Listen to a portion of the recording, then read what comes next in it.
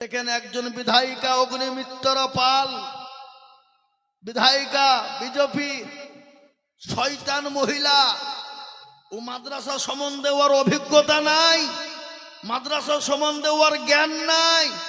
ও মহিলা যদি একবার মাদ্রাসায় ঢুকে ওকে কলমা পড়ে মুসলমান হতে হবে। কেন? মাদ্রাসার যা ব্যবহার, আখলাক, চরিত্র। রে বাবা, বাথরুমের শিক্ষকদের পানি পর্যন্ত ছাত্ররা বহে দিয়েছে। এটা কোন স্কুল, কলেজ, ইউনিভার্সিটিতে পাওয়া যাবে? এখন তো স্কুল, কলেজ, ইউনিভার্সিটির ছাত্ররা মাস্টারকে দেখিয়ে দেখিয়ে বিয়ারের বোতল চালায়। কি বলছেন আপনারা বলুন? এই কথা বলেন না কেন? আছে না নাই? এখন তো স্কুল, কলেজ, ইউনিভার্সিটির ছেলেরা স্যারের সামনে, মাস্টারের সামনে বিড়ি টানে, সিগারেট। এখনকার শিক্ষক ছাত্রদের অবস্থা। আগের স্কুল, কলেজ, ইউনিভার্সিটির ছাত্ররা, মাস্টাররা যদি রাস্তা দিয়ে যেত তো ছাত্ররা 10 হাত পেছন দিয়ে ঘুরিয়ে যেত। ঠিক না বেটি? জোরে বলুন। কথা বলেন না কেন? সেই সময় শিক্ষার হারও ভালো ছিল, শিক্ষার মানও ভালো ছিল। আর এখনকার শিক্ষক শিক্ষিকারা যদি রাস্তা দিয়ে যায় তো ছেলেরা আবার ডান দিতে দিতে যায়। কি বুঝছেন আপনারা বলুন? কথা বলে না? কিন্তু আল্লাহর রহমত তো শুনলেন, আপনি মাদ্রাসা চলে যান। আমি আপনাকে বলছি, আপনার জুতোটা যদি বেঁকা হয়ে যায়, মাদ্রাসার ছাত্ররা জুতোটাকে সোজা করে দিয়ে আপনি যেদিক দিয়ে আপনার পা ঢোকানো সুবিধা হবে সেই দিকে জুতো করে দেয়। এটাই হলো মাদ্রাসার শিক্ষা। মাদ্রাসায় আপনি যাবেন, মেহমান আপনার জন্য বাথরুমের পানি পর্যন্ত তালবে ইলমরা বহে দিয়ে আসবে। এটাই হলো মাদ্রাসার শিক্ষা। মাদ্রাসার শিক্ষকরা যদি রাস্তা দিয়ে যাবে, মাদ্রাসার ছেলেরা আসসালামু আলাইকুম সাহেব, হুজুর কেমন আছেন? ভালো আছেন হুজুর, দোয়া করবেন। এটাই হলো শিক্ষা। আর এখন স্কুল, কলেজ, ইউনিভার্সিটির ছেলেরা মাস্টারকে দেখলে ধ্যান দিতে দিতে যায়, সিগারেটটা বের করে যাবে, ছেলেরা দেনাবে মাস্টার আগ পাক দিকে ছেলে রেওয়া আছে না? জোরে বলুন। এটা অগ্নিমিত্রা পাল জানে না। মাদ্রাসার আদর্শ, মাদ্রাসার শিক্ষা এটা অগ্নিমিত্রা পালের মধ্যে নাই। ও যদি অগ্নিমিত্রা পাল যদি জানতো যে মাদ্রাসার আদর্শ, মাদ্রাসার শিক্ষা কাকে বলে, কি জিনিস, তাহলে আজকে বলতো না যে মাদ্রাসায় টেরোরিস্ট তৈরি হয়, ও মাদ্রাসায় সন্ত্রাসী তৈরি হয়। একটা কথা আপনাদেরকে বলি, এই যে কলকাতা আর্যকালে ঘটনাটা ঘটলো, আপনারা বলুন কোন মাদ্রাসার স্টুডেন্ট, কোন মাদ্রাসার ছেলেরা ওই আপনার স্কুলে, ওই আর্যকাল হসপিটালের ওই শিক্ষি বলেন আজকে আপনার ধর্ষণ করে হত্যা করেছে? ওটা মাদ্রাসার ছেলেরা করেনি, ওটা স্কুল, কলেজ, ইউনিভার্সিটির ছেলেরা করেছে। কি বলছেন আপনারা বলুন? ঠিক বলছে না ভুল বলছি? আজ পর্যন্ত কোনদিন নজির আছে? আমি অন ক্যামেরার সামনে বলছি, কোন মাদ্রাসার তালবে ইলম, কোন মাদ্রাসার শিক্ষক, কোন মাদ্রাসার আসাতিজা, কোন মাদ্রাসার উস্তাদুল কারিমেরা কোনদিন কাউকে খারাপ শিক্ষা দেয় না, কাউকে মারার শিক্ষা দেয় না। তাদেরকে নবীর আদর্শিত হতে বলে। নবীজি শিক্ষা যেটা দিয়েছে, কি শিক্ষা দিয়েছে? বড়দের সঙ্গে ভালো ব্যবহার করো, কথা বলো, সম্মানের সঙ্গে ছোটদের সাথে স্নেহ করো।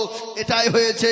আজকে স্কুল, কলেজ, ইউনিভার্সিটিতে কত ছেলের লাশ পাওয়া যাচ্ছে, কত ছেলের গর্দানকে ঝুলিয়ে দেওয়া হচ্ছে, কত ছেলে ফাঁসিতে ঝুলিয়ে দেওয়া হচ্ছে। প্রমাণ নিবে আজকে স্কুল, কলেজের, ইউনিভার্সিটির অনেক ছেলেরা, মেয়েরা তারা আপনার খারাপ কাজে লিপ্ত, তার প্রমাণ আমি দিয়ে যাব।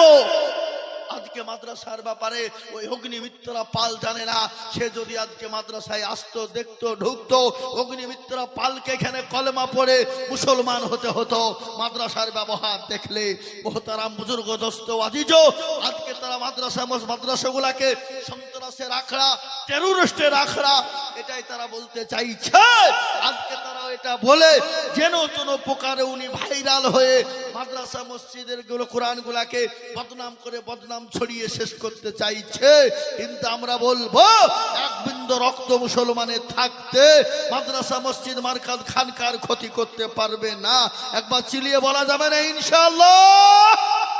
মোহতারাম বুজুর্গ দোস্ত আজিজ, তাই আমি আপনাদেরকে বলবো, বেঈমানরা যতই দুশমনি করুক, যতই পাড়াপাড়ি করুক, যতই যাই করুক, ইসলামকে ডুবাতে পারবে না।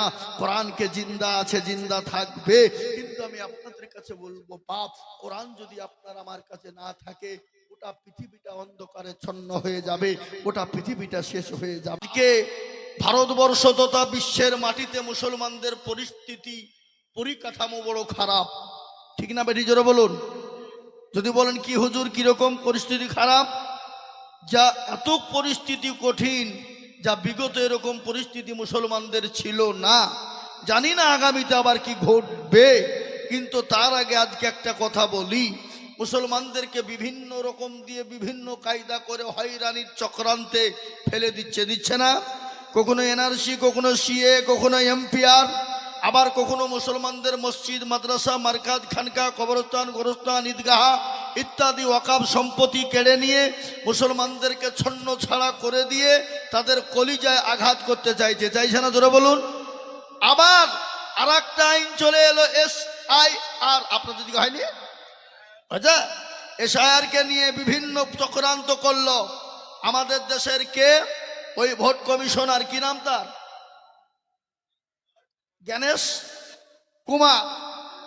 এ বাবা, ও যে পুরো দালাল, কি ও বললো 2002 সালের হোলি হয়ে যাবে, ওখানে বাবজি দেখতে গেল 98% মুসলমানের নাম নাই, এদের ডকুমেন্টস আছে।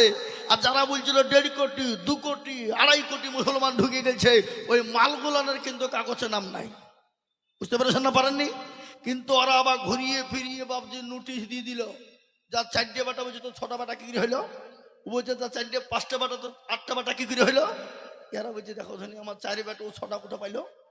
তো মুসলমানরা তো কমলায়, ও 2টা ছাগলের খাসি নিয়ে চলে গেছে, এই চলে এটি দিয়ে আমার 6টা বাটা তুই প্রমাণ কর। এ বাবা, তো মুসলমানদের ডকুমেন্ট 2002 কেন? ওরা যদি মনে করে আরো 20 বছর পেছনের ডকুমেন্টস চাই, তো মুসলমান দেওয়ার জন্য প্রস্তুত আছে না নাই? জোরে বলুন, আছে না নাই? সুতরাং আমাদেরকে গণেশ কুমার, তুমি আমাদেরকে ফালতো, তুমি আমাদেরকে বিভ্রান্ত করে মেরে আমাদেরকে তুমি দেশ থেকে ডিভোটার করে তাড়িয়ে দিতে চাইছো। তোমরা মনে করো না মুসলমানদের 1 ইঞ্চি রক্ত থাকতে এই দেশ থেকে মুসলমানদেরকে তাড়ানো যাবে? জোরে বলুন, যাবে না। আমাদের কি ডকুমেন্টস নেবে? যদি কাগজের ডকুমেন্টস না হলে প্রয়োজন হয়, আমাদের বাপ দাদা, তার দাদা, তার দাদা, তার দাদা, পর দাদা পর্যন্ত ডকুমেন্ট দেওয়ার জন্য আমরা প্রস্তুত রয়েছি, আছি না নাই? জোরে বলুন। যদি বলে কিরকম করে দিবেন, তারা তো মরে গেছে, অবশ্যই মরে গেছে, কিন্তু তাদেরকে তো মাটি আমরা এই দেশে দিয়েছি না দিইনি? কি মনে হয় আপনাদের? তাদের হাড় মাংসগুলা পচে গেল, হাড় তো পচেনি, হাড়গুলাকে তুলে নিয়ে এসে যদি DNA ভরে দিই, ও বলে দিবে যারা কোথাকার মাল, বলবে না? বলবে না? কিন্তু আমরা যদি তোদেরকে প্রশ্ন করি, তোদের বাপ দাদা, তার দাদা, পর দাদা সব ডকুমেন্ট দেখা আছে? কথা কোন আছে? তাহলে কারা ভারতীয়, কারা এই দেশের, কারা এই দেশের জন্ম, কাদের এই দেশের ডকুমেন্টস আমরা মরা পর্যন্ত 50 বছর আগের মানুষ মরে গেল, ডকুমেন্টস আমরা দেওয়ার জন্য প্রস্তুত। কিন্তু তোদের যদি কাল মরে যায়, পরশুদিন তোরা ডকুমেন্ট দেওয়ার জন্য তোদের জায়গা খুঁজে পাবি না। কি বলছেন আপনারা বলুন? আরে আমরা এই দেশে জন্ম, আর আমাদেরকে বলছে আমরা নাকি বিদেশি লৌধনী। কোন ধরনের কথা হইল এটা? আদবানির বাড়ি কোথায়? পাকিস্তান। ইন্ডিয়াতে এসে হয়ে গেল স্বদেশি। অটল বিহারীর বাড়ি হলো পাকিস্তান, ইন্ডিয়াতে এসে হয়ে গেল স্বদেশি। সোনিয়া গান্ধীর বাড়ি হলো ইটালি, ভারতে এসে হয়ে গেল স্বদেশি। হলো না? বুদ্ধবাবু, জ্যোতিবাবু, বিমান বসুর বাড়ি হলো বাংলাদেশ, ভারতে এসে হয়ে গেল স্বদেশি। মিঠন চক্রবর্তী, কুমার শানুর বাড়ি হলো বাংলাদেশ, ভারতে এসে হয়ে গেল স্বদেশি। আপনার কি বলে অধীর চৌধুরীর বাড়ি, আপনার প্রণব বাবুর বাড়ি হলো বাংলাদেশ, ভারতে এসে হয়ে গেল স্বদেশি। আর আমরা ইন্ডিয়াতে জন্ম নিয়ে আমরাই নাকি বিদেশি। সিঙ্গলার ভিতরে আলু ঢুকলো কি করে? এ মুসলমান, এটা আমাদের বোঝা হয়ে গেছে, আমরা জেনে নিয়েছি। আজকে তোমরা যেন তেন উপকারে কায়দা করে মুসলমানদেরকে ডিভোটার করে দেশ থেকে বের করে দিতে চাও, ডিটেনশন ক্যাম্পে ভরে দিতে চাও। মুসলমান শুনে নিবে না, মুসলমান এক বিন্দু রক্ত থাকতে তারা জীবন দিতেও প্রস্তুত রয়েছে, কিন্তু ডিটেনশন ক্যাম্পে তারা যাবে না। যাবে?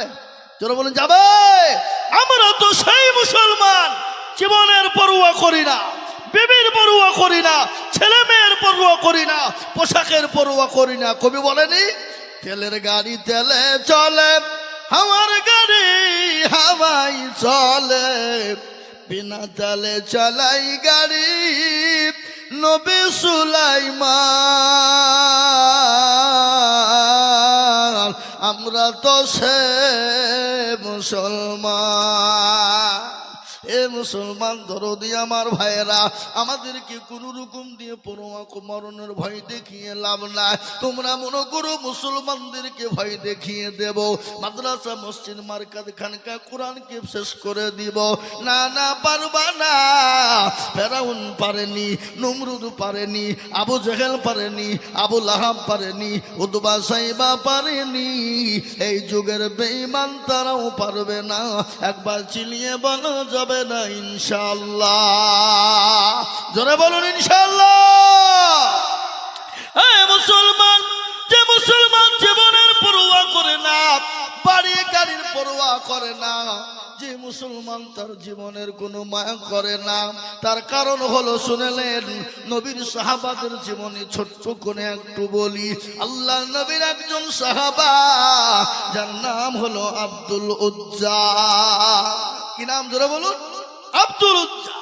তিনি ইসলামের প্রেমিক, দিনের প্রেমিক, কোরআনের প্রেমিক। হঠাৎ একদিন চাচাকে ডাক দিয়ে বলেন, চাচা গো, বাপ মারা গেছে, 20 বছরের তরুণ যুবক নওজোয়ান। চাচার কাছে ডাক দিয়ে বলে, চাচা আমি আজকে একটা প্রশ্ন করব। বলে, কি প্রশ্ন? বলে, ওই মোহাম্মদ, আব্দুল্লাহর বেটা মোহাম্মদ লোকটি কেমন? বলে, বড় ভালো। বলে, চাচা যদি ভালোই হয়, দেরি না করে আপনি পড়ে দিন করে লা ইলাহা ইল্লাল্লাহু মুহাম্মাদুর রাসূলুল্লাহ। চাচা বললেন, ভাতিজারে, আমি তাকে ভালো বলেছি বলে আমি তার কলমা পড়ে মুসলমান হব তা হব না। বলে, চাচা আপনি যদি না পড়েন, আমি রসুলকে এত ভালোবাসি, নবীকে এত ভালোবাসি, কলমাকে এত ভালোবাসি, ইসলামকে এত ভালোবাসি, চাচা আমি আপনার সামনে পড়ে দিলাম কলেমা লা ইলাহা ইল্লাল্লাহু মুহাম্মাদুর রাসূলুল্লাহ। চাচা বলে, ভাতিজা আর পরিণতি কি হতে পারো তুমি জানো? বলে, কি হবে? বলে, জমি ছাড়তে হবে। বলে, রাজি। গাড়ি ছেড়তে হবে। বলে, রাজি। বলে, বাড়ি ছেড়তে হবে। বলে, রাজি। বলে, পরনের পোশাক কার টাকায় কিনেছো? বলে, চাচা আপনার টাকায়। খোলো। 20 বছরের তরুণ যুবক নওজোয়ান চাচার সামনে ইসলামের জন্য, কোরআনের জন্য, নবীর জন্য, দিনের জন্য, কলমার জন্য নিজের জীবনের পোশাক পর্যন্ত খুলে ফেলে দিল। ফেলে দেওয়ার পর উলঙ্গ আপনারা হয়ে গেল। লজ্জাস্থানকে হাত দিয়ে ঢেকে জননী মাই দরদি দরবারে চলে গেলেন। মাকে গিয়ে বলে, মা। বলে, কি হলো রে বেটা? মায়ের মুখখানা ফিরিয়ে দেখতেছে বাবা, সন্তানের এই হাল। সঙ্গে সঙ্গে মা মুখখানা ফিরিয়ে নেওয়ার পরে বলল, বেটা ও আব্দুল উজ্জা, তোর এই অবস্থা হয়েছে কেন বল? বলে, মা গো, আজ ইসলামের জন্য, জীবনের জন্য, আজকে রসুলের জন্য, কোরআনের জন্য, দিনকে প্রতিষ্ঠিত করার জন্য জমি, গাড়ি, বাড়ি, টাকা পয়সা, ধান দৌলত সব কিছু ছেড়ে দিয়েছি, এমনকি পরনের পোশাক পর্যন্ত ত্যাগ করে দিয়েছি।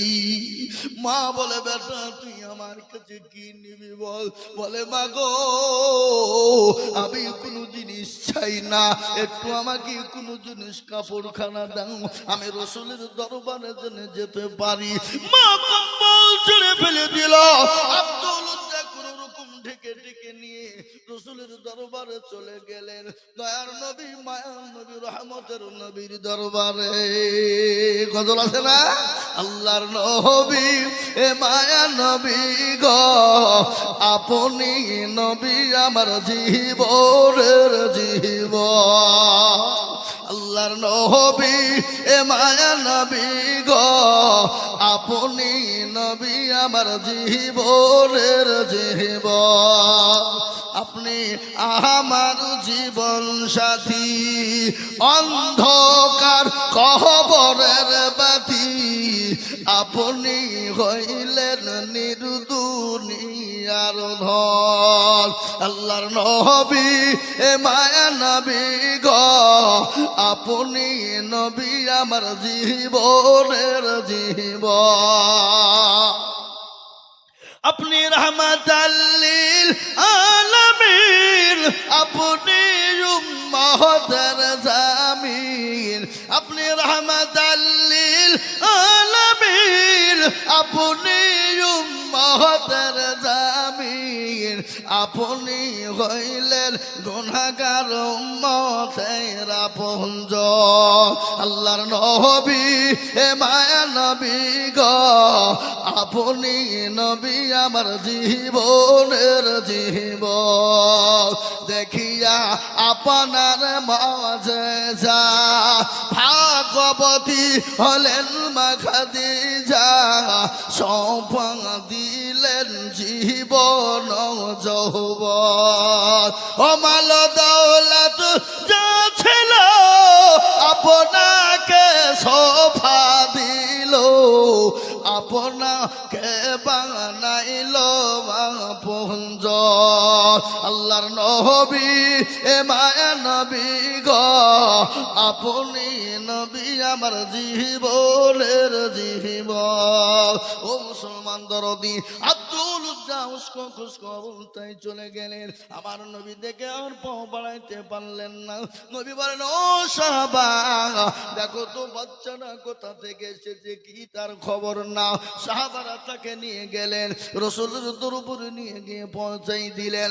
নবী বলেন, বাবা তোমার নাম কি, কি পরিচয় কি, তোমার হাল হকিকত এই অবস্থা কেন বলো। বলে, নবী গো আমি আপনাকে নিজের জীবনের থেকেও বেশি ভালোবাসি। ইয়া রাসূলুল্লাহ আমি নিজের জীবনের থেকেও আমি আপনাকে ভালোবাসি। আজকে ইসলামের জন্য, দিনের জন্য, আপনার জন্য জমি গাড়ি বাড়ি টাকা পয়সা দৌলা ধন দৌলা সব ছেড়েছি, এমনকি পরনের পোশাক পর্যন্ত ছেড়েছি। রাসূল গো আমি আমার মায়ের কম্বল ছেঁড়া কাটা কোন রকম নিয়ে এসেছি। রাসূল বললেন, সাহাবারে ইমান বড় দামের ইমান। আজকে ইমান আনার জন্য, রাসূলকে মহব্বত করার জন্য জমি গাড়ি বাড়ি ধন সম্পদ সব শেষ করে দিয়ে আমি খালি মায়ের ছেঁড়া কম্বল কানা নিয়ে এসেছে। ও সাহাবা একে নিয়ে গিয়ে কলমা পড়ে মুসলমান করে না। নবীর প্রেমিক কাকে বলে? হাদিসের মধ্যে নবী বললেন, আল্লাহি ওয়াল্লাহি ওয়াল্লাহি লা ইউমিনু আহাদুকুম হাত্তা কুনা হাব্বা ইলাইহি মিন ওয়ালিদিহি ওয়া ওয়ালাদিহি ওয়ান নাসি আজমাইন। রাসূলুল্লাহ বলে গেলেন, অতক্ষণ পর্যন্ত তুমি মুমিন হবা না, মুত্তাকিন হবা না, যতক্ষণ পর্যন্ত তোমার নিজের জীবনের থেকে বিবি বাচ্চা জমি গাড়ি বাড়ি ধন সম্পদের থেকে নিজের জীবনের থেকে আল্লাহ তার রাসূলকে না ভালোবাসবা, ততক্ষণ পর্যন্ত মুমিন হবা না। তাই আমি বলবো, ও গরিয়ার পাড়ার মুসলমানেরা, নবীর সাহাবারা নিজের জীবনের মায়া করে না, সন্তানের মায়া করে না, জমি গাড়ি বাড়ি সম্পদের মায়া করে না। আল্লাহ তার রাসূলের দ্বীনের জন্য, আল্লাহ তার রাসূলের মহব্বতের জন্য।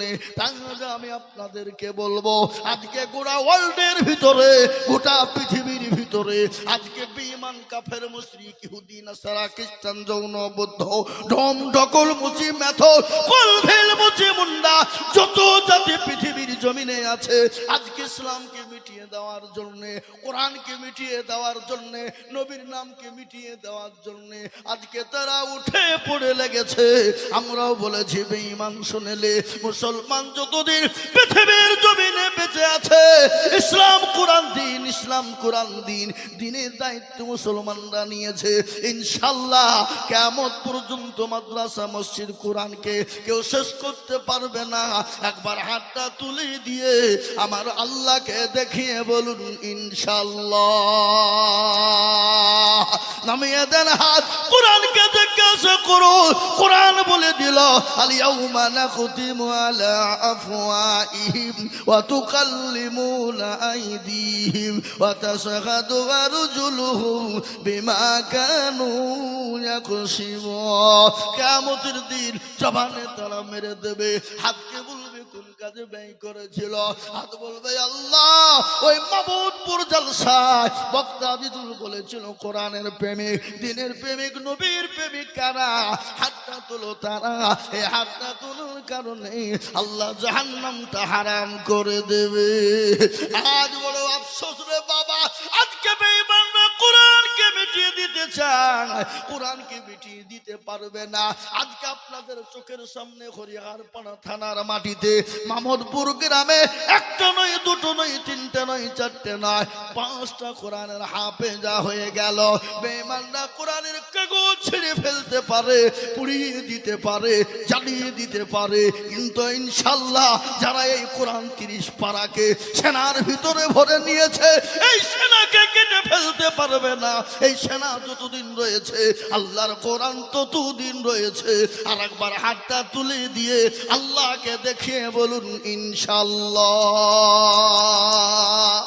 এ মুসলমান, আজ আমি আপনাদেরকে বলবো বাপরে, আজকে কোরআন যতদিন মুসলমানদের কাছে থাকবে পৃথিবীর কোনো বেঈমানের ক্ষমতা না মুসলমানদেরকে শেষ করে দিতে পারে, পৃথিবীর কোনো বেঈমানের ক্ষমতা না কোরআনকে পুড়িয়ে দিতে পারে, ইসলামকে শেষ করে দিতে পারে।